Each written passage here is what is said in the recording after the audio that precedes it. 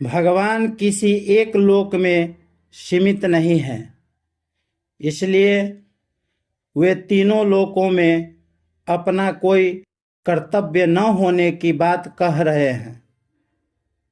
भगवान के लिए त्रिलोकी में कोई भी कर्तव्य शेष नहीं है, क्योंकि उनके लिए कुछ भी पाना शेष नहीं है।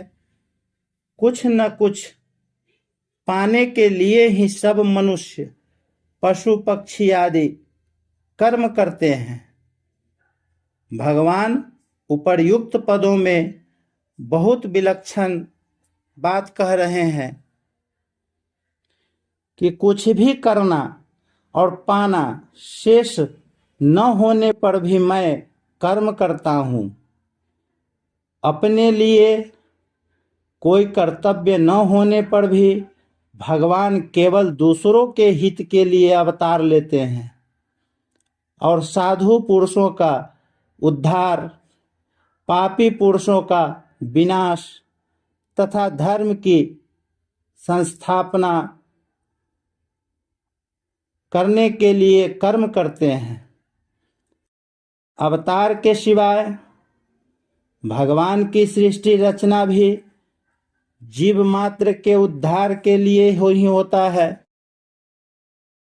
जीव मात्र के उद्धार के लिए ही होता है।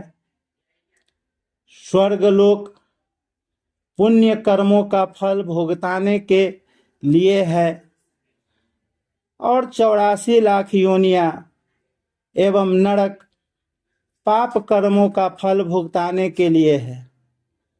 मनुष्य योनि पुण्य और पाप दोनों से ऊंचे उठकर अपना कल्याण करने के लिए है। ऐसा तभी संभव है जब मनुष्य अपने लिए कुछ न करे।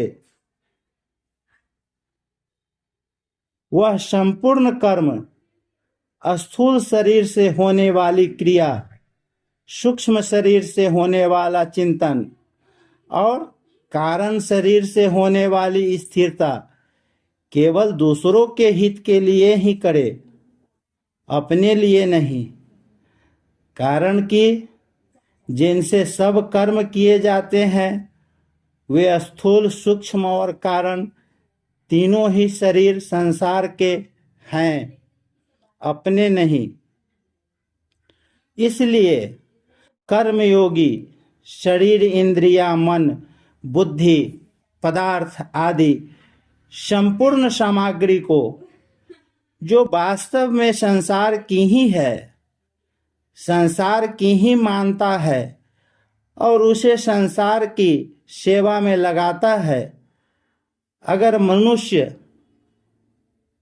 संसार की वस्तु को संसार की सेवा में न लगाकर अपने सुख भोग में लगाता है तो बड़ी भारी भूल करता है। संसार की वस्तु को अपनी मान लेने से ही फल की इच्छा होती है और फल प्राप्ति के लिए कर्म होता है।